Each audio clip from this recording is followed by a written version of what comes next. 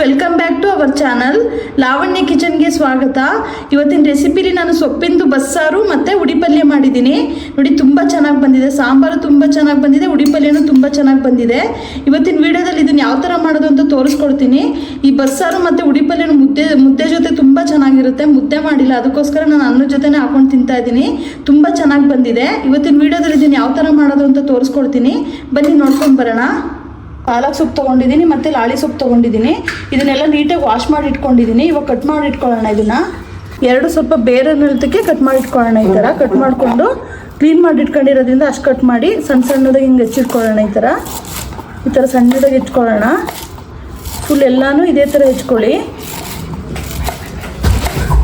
ಲಾಳಿ ಸೊಪ್ಪು ಮತ್ತು ಪಾಲಕ್ ಸೊಪ್ಪನ್ನ ನೀಟಾಗಿ ವಾಶ್ ಮಾಡಿ ಈ ಥರ ಸಣ್ಣದಾಗಿ ಹೆಚ್ಚಿಟ್ಕೊಂಡಿದ್ದೀನಿ. ಇದಕ್ಕೆ ನೋಡಿ ಅರ್ಧ ಕಪ್ಪಷ್ಟು ತೊಗರಿಬೇಳೆ ಹಾಕ್ತಾಯಿದ್ದೀನಿ. ನನ್ನ ಸೊಪ್ಪು ಜಾಸ್ತಿ ಇರೋದ್ರಿಂದ ತೊಗರಿಬೇಳೆನೂ ಜಾಸ್ತಿ ಹಾಕ್ತಾಯಿಲ್ಲ, ಒಂದು ಅರ್ಧ ಮುಕ್ಕಾಲು ಕಪ್ಪಷ್ಟು ಹಾಕ್ಕೊಳ್ಳಿ ಸಾಕು. ಮತ್ತು ಇದಕ್ಕೆ ಸ್ವಲ್ಪ 1/4 ಟೀ ಸ್ಪೂನಷ್ಟು ಅರಿಶಿನ ಪುಡಿ ಹಾಕ್ಕೊಳ್ಳೋಣ. ಮತ್ತು ಉಪ್ಪು ಹಾಕ್ಕೊಳ್ಳೋಣ, ಸ್ವಲ್ಪ ಹಾಕ್ಕೊಳ್ಳಿ, ಎಷ್ಟು ಸಾಕು ಉಪ್ಪು, ಒಂದು ಅರ್ಧ ಸ್ಪೂನಷ್ಟು ಹಾಕ್ತಾಯಿದ್ದೀನಿ. ಒಂದು 6 ಗ್ಲಾಸಷ್ಟು ನೀರು ಹಾಕ್ಕೊಳ್ಳಿ. ಇದು ರಸನೂ ಸಾಂಬಾರಿಗೆ ಹಾಕೋದ್ರಿಂದ ಒಂದು 5-6 ಗ್ಲಾಸ್ ನೀರು ಹಾಕ್ಕೊಳ್ಳಿ. ಈ ಥರ ಎಲ್ಲ ಮಿಕ್ಸ್ ಮಾಡ್ಕೊಂಡು ಇವಾಗ ಬೇಯಕ್ಕಿಡೋಣ. ಇದನ್ನು ತೀರ ಬೇಯಿಸ್ಕೊಳಕ್ಕೆ ಹೋಗಬೇಡಿ, ಸ್ವಲ್ಪ 1 ವಿಷಲ್ ಇಲ್ಲ 2 ವಿಷಲ್ ಆದರೂ ಸಾಕು, ಬೇಗ ಬೆಂದ್ಬಿಡತ್ತೆ. ನೋಡಿ ಸೊಪ್ಪೆಲ್ಲ ನೀಟಾಗಿ ಬೆಂದಿದೆ, ನೋಡಿ ಚೆನ್ನಾಗಿ ಬೆಂದಿದೆ. ಇದನ್ನು ಸ್ಟೈನ್ ಮಾಡ್ಕೊಳ್ಳೋಣ ಇವಾಗ. ನೋಡಿ ಟೊಮೆಟೊ ಎಲ್ಲ ಈ ಥರ ನಾನು ಒಲೆಲ್ಲ ಸುಟ್ಕೋತಾ ಇದ್ದೀನಿ. ಈ ಥರ ಮಾಡಿಕೊಂಡು ತುಂಬ ಚೆನ್ನಾಗಿ ಬರುತ್ತೆ ಟೇಸ್ಟು.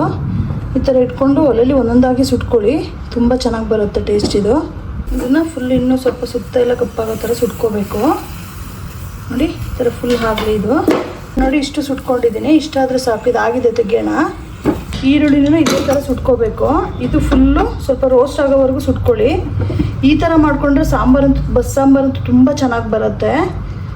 ಸ್ವಲ್ಪ ಆಗಲಿ ಫುಲ್ಲು. ನೋಡಿ ಇದಾಗಿದೆ, ಇದು ಈರುಳ್ಳಿ ಫುಲ್ ರೋಸ್ಟ್ ಆಗಿದೆ. ತೆಗಿತಾ ಇದ್ದೀನಿ ಇದನ್ನು. ಬೆಳ್ಳುಳ್ಳಿನೂ ಕೂಡ ಹಿಂಗೆ ಸುಟ್ಕೊಳ್ಳೋಣ. ಈ ಥರ ಎಲ್ಲನೂ ಒಲೆಯಲ್ಲಿ ಡೈರೆಕ್ಟಾಗಿ ಸುಟ್ಕೊಳ್ಳಿ, ತುಂಬ ಚೆನ್ನಾಗಿರುತ್ತೆ ಟೇಸ್ಟ್ ಅಂತೂ. ಇದು ಇನ್ನೊಂದು ಸ್ವಲ್ಪ ಆಗಲಿ. ಬೆಳ್ಳುಳ್ಳಿನೂ ಆಗಿದೆ ನೋಡಿ, ಇಷ್ಟು ರೋಸ್ಟ್ ಆದರೆ ಸಾಕು. ತೆಗೆಯೋಣ ಇದನ್ನು. ಎಲ್ಲ ಬೇಯಿಸಿಟ್ಕೊಂಡಿದ್ದೀನಿ. ಇದನ್ನೆಲ್ಲ ಮೇಲ್ಗಡೆ ಸಿಪ್ಪೆ ತೆಕ್ಕೊಳ್ಳೋಣ. ಈ ಥರ ಕ್ಲೀನ್ ಮಾಡ್ಕೋಬೇಕೆಲ್ಲ ತೆಕ್ಕೊಂಡು. ನೋಡಿ ಈ ಥರ ಎಲ್ಲ ತೆಕ್ಕೊಳ್ಳಿ. ಈ ಥರ ನೋಡಿ ಈರುಳ್ಳಿ ಸಿಪ್ಪೆನೂ ಅಷ್ಟೇ ಹಿಂಗೆ ತೆಕ್ಕೊಳ್ಳಿ ಎಲ್ಲ ನೀಟಾಗಿ. ಇದು ಆಲ್ರೆಡಿ ಎಲ್ಲ ಹೋಗಿರುತ್ತೆ ಅಂತೂ ಮೇಲ್ಗಡೆ ಒಂದು ಸ್ವಲ್ಪ ಸ್ವಲ್ಪ ಉಳ್ಕೊಂಡಿರುತ್ತಲ್ಲ, ಈ ಥರ ಎಲ್ಲ ತೆಕ್ಕೊಂಡು ಕ್ಲೀನ್ ಮಾಡ್ಕೊಳ್ಳೋಣ. ನೋಡಿ ಈ ಥರ ಆಗಿದೆ. ಬಾಣಲಿ ಬಿಸಿಯಾಗಿದೆ. ಇದಕ್ಕೆ ಒಂದು 2 ಸ್ಪೂನಷ್ಟು ಎಣ್ಣೆ ಹಾಕ್ಕೊಳ್ಳೋಣ.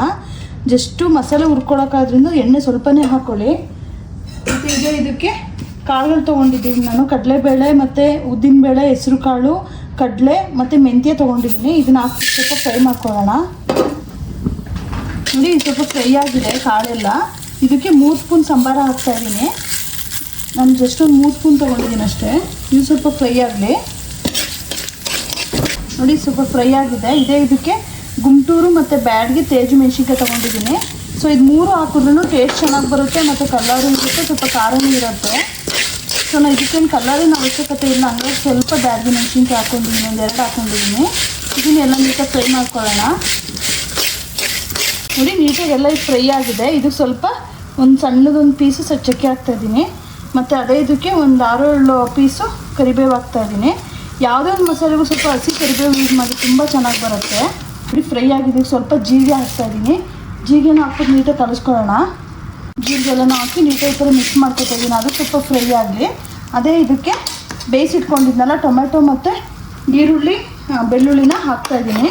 ಸ್ಟವ್ ಮೇಲೆ ಡೈರೆಕ್ಟಾಗಿ ಬೇಯಿಸಿಟ್ಕೊಂಡಿದ್ದೆ. ಆ ಥರ ಮಾಡ್ಬಿಟ್ಟು ಇದನ್ನೊಂದು ಫ್ರೈ ಮಾಡ್ಕೊಳ್ಳಿ, ಚೆನ್ನಾಗಿರುತ್ತೆ.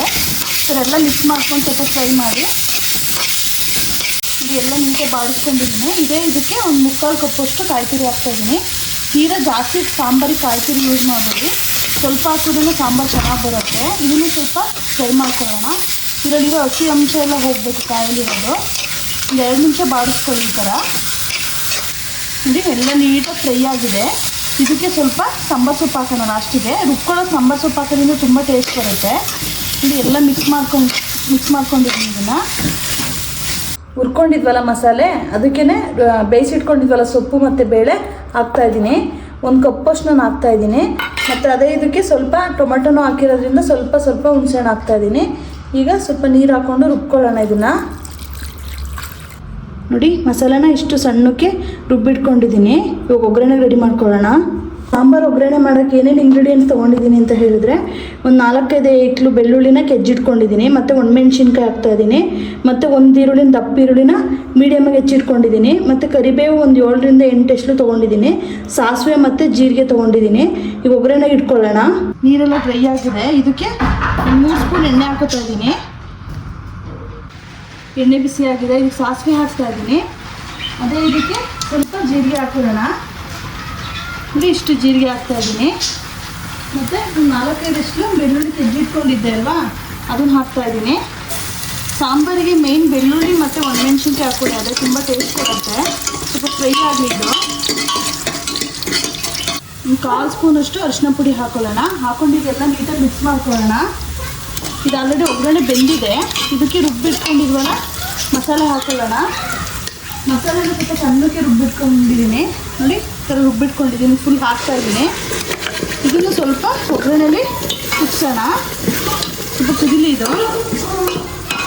ನೋಡಿ, ಮಸಾಲೆ ಎಲ್ಲ ನೀಟಾಗಿ ಕುದೀತಾ ಇದೆ. ಇದಕ್ಕೆ ಸೊಪ್ಪಿನ ರಸ ಇತ್ತಲ್ವ, ಸೋಸ್ಕೊಂಡಿದ್ದೆ ಅಲ್ವ ಸೊಪ್ಪಿನ ರಸ, ಅದನ್ನು ಹಾಕ್ತಾಯಿದ್ದೀನಿ.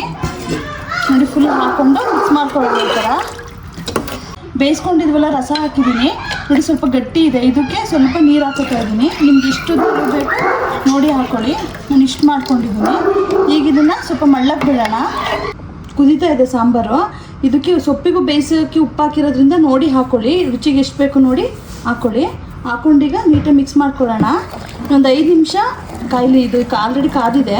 ಒಂದು 5 ನಿಮಿಷ ಬೇಯಲಿ ಇದು. ನೋಡಿ, ಫೈನಲಿ ಸಾಂಬಾರು ರೆಡಿಯಾಗಿದೆ. ತೆಗಿಯೋಣ ಇವಾಗ. ಪುಡಿ ಪಲ್ಯ ಮಾಡಲಿಕ್ಕೆ ಏನೇನು ಇಂಗ್ರೀಡಿಯೆಂಟ್ಸ್ ತೊಗೊಂಡಿದ್ದೀನಿ ಅಂತ ಹೇಳಿದ್ರೆ, 2 ಈರುಳ್ಳಿನ ಮೀಡಿಯಮಾಗಿ ಹೆಚ್ಚಿಟ್ಕೊಂಡಿದ್ದೀನಿ, ಮತ್ತು 7-8 ಮೆಣಸಿನ್ಕಾಯಿನ ಉದ್ದುದ್ದ ಸೀಳಿಟ್ಕೊಂಡಿದ್ದೀನಿ, ಒಂದು 10 ಕರಿಬೇವಿನೆಲ್ಲ ತೊಗೊಂಡಿದ್ದೀನಿ, ಮತ್ತು ಒಂದು ಅರ್ಧ ಬಟ್ಲು ಕಾಯಿ ತುರಿ ಇಟ್ಕೊಂಡಿದ್ದೀನಿ, ಮತ್ತು ಒಂದು ಸ್ವಲ್ಪ ಸಾಂಬಾರು ಸೊಪ್ಪನ್ನ ಸಣ್ಣದಾಗಿ ಹೆಚ್ಚಿಟ್ಕೊಂಡಿದ್ದೀನಿ. ಈಗ ಯಾವ ಥರ ಮಾಡೋದು ಅಂತ ನೋಡ್ಕೊಂಬರೋಣ ಬನ್ನಿ. ಬಾಣಲಿ ಬಿಸಿಯಾಗಿದೆ. ಇದಕ್ಕೆ ಒಂದು 3-3.5 ಸ್ಪೂನ್ ಎಣ್ಣೆ ಹಾಕ್ತಾಯಿದ್ದೀನಿ. ಇದು ಸ್ವಲ್ಪ ಬಿಸಿ ಆಗಲಿ. ಎಣ್ಣೆ ಬಿಸಿಯಾಗಿದೆ. ಸ್ವಲ್ಪ ಸಾಸಿವೆ ಹಾಕ್ತಾಯಿದ್ದೀನಿ, ಮತ್ತು ಇದಕ್ಕೆ ಹೆಚ್ಚಿಟ್ಕೊಂಡಿದ್ವಲ್ಲ ಬೆಳ್ಳುಳ್ಳಿ ಹಾಕ್ತಾಯಿದ್ದೀನಿ. ಉಡಿ ಪಲ್ಯಕ್ಕೆ ಬೇಕು ಅಂದರೆ ಹಾಕೋಬೋದು, ಇಲ್ಲಾಂದ್ರೆ ಏನು ಬೇಕಾಗಲ್ಲ. ನಾನು ಸ್ವಲ್ಪ ಟೇಸ್ಟ್ ಚೆನ್ನಾಗಿ ಸಿಗುತ್ತೆ ಅಂದರೆ ಸ್ವಲ್ಪ ಜಾಸ್ತಿ ಎಲ್ಲದಕ್ಕೂ ಬೆಳ್ಳುಳ್ಳಿ ಯೂಸ್ ಮಾಡ್ತೀನಿ. ಸ್ವಲ್ಪ ಫ್ರೈ ಆಗಿದ್ದು. ಮತ್ತು ಇದಕ್ಕೆ ಹಸಿಮೆಣಸಿನ್ಕಾಯಿ ಹಾಕ್ತಾಯಿದ್ದೀನಿ. ಖಾರ ಎಷ್ಟು ಬೇಕು ನೋಡಿ ಹಾಕ್ಕೊಳ್ಳಿ. ನಾನೊಂದು 5-6 ಮೆಣಸಿನ್ಕಾಯಿನ ಸ್ವಲ್ಪ ಉದ್ದುದ್ದನೇ ಹೆಚ್ಚಿ ಹಾಕ್ತಾಯಿದ್ದೀನಿ. ಇದು ಸ್ವಲ್ಪ ಫ್ರೈ ಮಾಡ್ಕೊಳ್ಳೋಣ. ಇದು ಮೆಣಸಿನ್ಕಾಯಿ ಫ್ರೈ ಆಗಿದೆ, ಈರುಳ್ಳಿ ಮೆಣಸಿನ್ಕಾಯಿ ಎಲ್ಲ. ಇದಕ್ಕೆ ಒಂದು 10 ಎಲೆ ಕರಿಬೇವು ಹಾಕ್ತಾಯಿದ್ದೀನಿ. ಸ್ವಲ್ಪ ಫ್ರೈ ಹಾಕ್ಕೊಂಡು ಇದಕ್ಕೆ ಈರುಳ್ಳಿ ಸ್ವಲ್ಪ ಜಾಸ್ತಿ ಹಾಕ್ತೀನಿ. ಉಡಿ ಪಲ್ಯಕ್ಕೆ ಸ್ವಲ್ಪ ಈರುಳ್ಳಿ ಚೆನ್ನಾಗಿದ್ರೇ ಚೆನ್ನಾಗಿರುತ್ತೆ. ಸ್ವಲ್ಪ ದಪ್ಪಗೆ ಹೆಚ್ಚಿಟ್ಕೊಂಡಿದ್ದೀನಿ ಈರುಳ್ಳಿನ. ಇಷ್ಟು ಹಾಕ್ತಾಯಿದ್ದೀನಿ. ಒಗ್ಗರಣೆ ಬೆಂದಿದ್ದಕ್ಕೆ ಇಷ್ಟು ಉಪ್ಪು ಹಾಕ್ತಾಯಿದ್ದೀನಿ. ಉಪ್ಪು ಹಾಕಿ ನೀಟಾಗೆಲ್ಲ ಮಿಕ್ಸ್ ಮಾಡಿಕೊಂಡು ಸೊಪ್ಪನ್ನ ಬೇಯಿಸಿಟ್ಕೊಂಡಿದ್ವಲ್ಲ ಅದು ಫುಲ್ ಹಾಕೋಣ. ಥರ ಹಾಕೊಂಡು ಎಲ್ಲ ಮಿಕ್ಸ್ ಮಾಡ್ಕೊಳ್ಳೋಣ. ಅದು ನೋಡಿ, ಎಲ್ಲ ಹಾಕೊಂಡು ಮಿಕ್ಸ್ ಮಾಡ್ಕೊಂಡಿದ್ದೀನಿ. ಇದಕ್ಕೆ ಒಂದು ಅರ್ಧ ಕಪ್ಪಷ್ಟು ಕಾಯಿ ತುರಿ ಹಾಕ್ತಾಯಿದ್ದೀನಿ. ಇದನ್ನು ಹಾಕೊಂಡು ನೀಟಾಗಿ ಮಿಕ್ಸ್ ಮಾಡ್ಕೊಳ್ಳೋಣ. ಲಾಸ್ಟಿಗೆ ಕೊತ್ತಂಬರಿನ ಸಣ್ಣದಾಗಿ ಹೆಚ್ಚಿಟ್ಕೊಂಡಿದ್ದೆ, ಇದನ್ನು ಹಾಕ್ಬಿಟ್ಟು ಮಿಕ್ಸ್ ಮಾಡ್ಕೊಳ್ಳಿ ನೀಟಾಗಿ. ಫೈನಲಿ ಬಸ್ ಸಾಂಬಾರು ಮತ್ತು ಉಡಿ ಪಲ್ಯ ರೆಡಿಯಾಗಿದೆ. ಈ ಥರ ಬಿಸಿ ಅನ್ನದ ಜೊತೆ ಹಾಕ್ಕೊಳ್ತೀನಿ, ಇಲ್ಲ ಮುದ್ದೆ ಜೊತೆ ಹಾಕ್ಕೊಳ್ತೀನಿ. ತುಂಬ ಚೆನ್ನಾಗಿರುತ್ತೆ. ಟೇಸ್ಟ್ ಅಂತೂ ತುಂಬ ಚೆನ್ನಾಗಿ ಬಂದಿದೆ. ನಾನು ಮಾಡಿರೋ ಥರ ಮಾಡ್ಕೊಳ್ಳಿ, ತುಂಬ ಚೆನ್ನಾಗಿ ಬರುತ್ತೆ ಮತ್ತು ಹೆಲ್ದಿಯಾಗೂ ಇರುತ್ತೆ. ಸೊಪ್ಪೆಲ್ಲ ಈ ಥರ ಉಡಿ ಪಲ್ಯ ತಿಂದರೆ. ಇದೇ ಥರ ನನ್ನ ವೀಡಿಯೋನ ವಾಚ್ ಮಾಡ್ತಾಯಿರಿ. ಹೊಸ್ದಾಗಿ ಯಾರು ನನ್ನ ಚಾನಲ್ ನೋಡ್ತಾ ಇದ್ದೀರಾ ದಯವಿಟ್ಟು ಸಬ್ಸ್ಕ್ರೈಬ್ ಮಾಡಿ, ಶೇರ್ ಮಾಡಿ, ಲೈಕ್ ಮಾಡಿ. ಮಾಡಿಕೊಂಡು ಯಾವ ಥರ ಇತ್ತು ಅಂತೇಳಿ ಕಮೆಂಟ್ಸ್ ಮಾಡಿ ನನಗೆ ಹೇಳಿ. ಇಷ್ಟು ತನಕ ನನ್ನ ವೀಡಿಯೋ ವಾಚ್ ಮಾಡಿದ್ದಕ್ಕೆ ಧನ್ಯವಾದಗಳು.